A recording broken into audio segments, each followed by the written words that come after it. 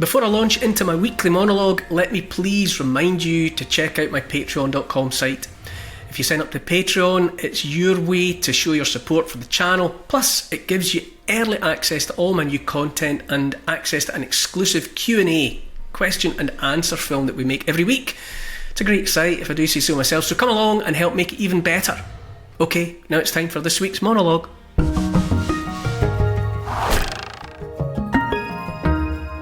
Is it just me, or is there talk of civil war all around us? Not just war, mind you, not just common or garden war, but civil war.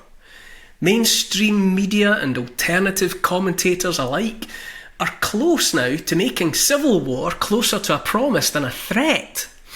I've talked before about how hot tempers are now, and justifiably so. I've also said that while I know there's inevitably talk of pitchforks and flaming torches on the streets, that I believe the mob is always and only a tool of those who would goad ordinary people into violent action against their neighbours' homes and businesses and everything else besides. I believe that sort of chaos and carnage only and always serves the so-called elites. Am I the only one who's noticed that the relentless insistence on the imminence of civil war comes when so-called leaders are as unpopular as they've been in generations? Arguably as unpopular as they've ever been. Here in Britain, we have a Prime Minister, Labour's Keir Starmer, with an approval rating of minus 44%, having lost his deputy and most recently his ambassador to the United States of America, third-time unlucky Peter Mandelson, bestie of the world's most famous paedophile, Jeffrey Epstein, wherever he is, having plenty to occupy his hands in the Cabinet Office, more like rearranging deck chairs on the Titanic. Starmer must read in the papers day on day that he's about as popular as the proverbial fart in a spacesuit. I'm not even sure just how you can have an approval rating so far below zero, but then numbers never were my strong suit. Keir Starmer is less popular at home than Donald Trump is in the United States. He's less popular than the Japanese Prime Minister Shigeru Ishiba, who had to resign last year. Only French Prime Minister Emmanuel Macron is more unpopular at home than Starmer. That little Frenchman is on minus 53% after 8 years in power.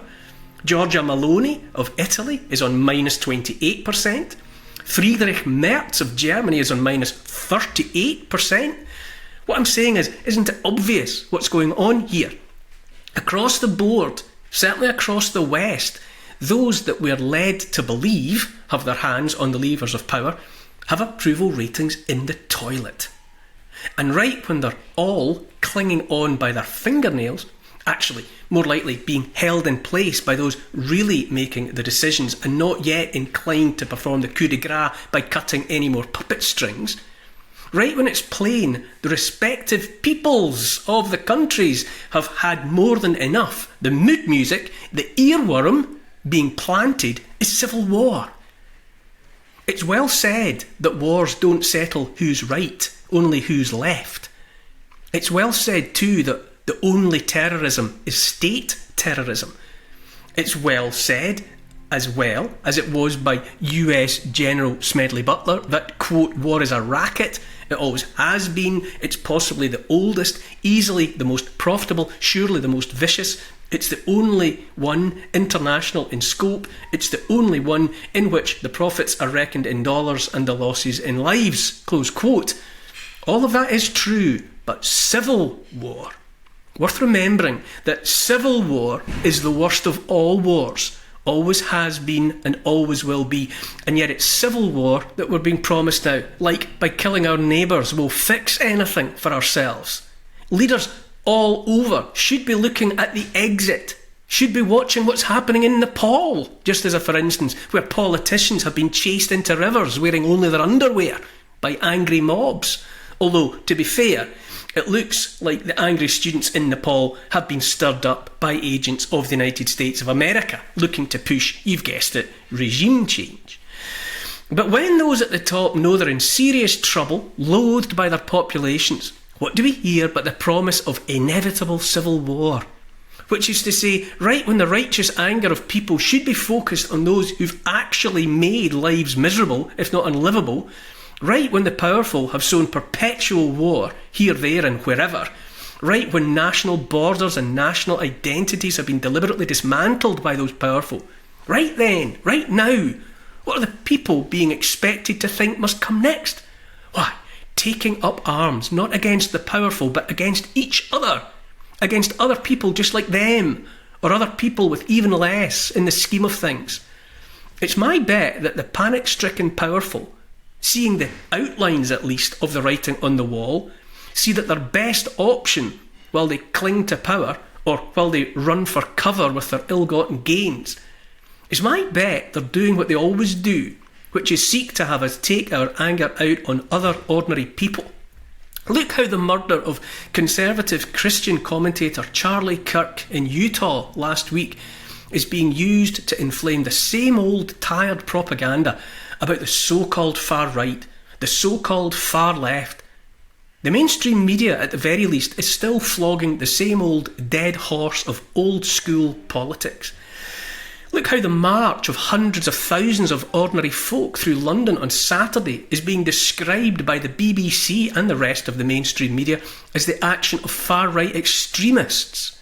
Over and over, when things have been made as bad as can be by the powerful, when ordinary people have had enough, when populist parties rise in popularity, over and over, what do we see and hear but the determination to insist the trouble is us? That the trouble is ordinary people like us. Corruption has seen to the destruction of economies by those who have taken almost all. Wickedness has seen to the stoking of horrific war in Ukraine and the death so far of nearly 2 million people there, as well as the slaughter of men, women and children in the rubble of Gaza.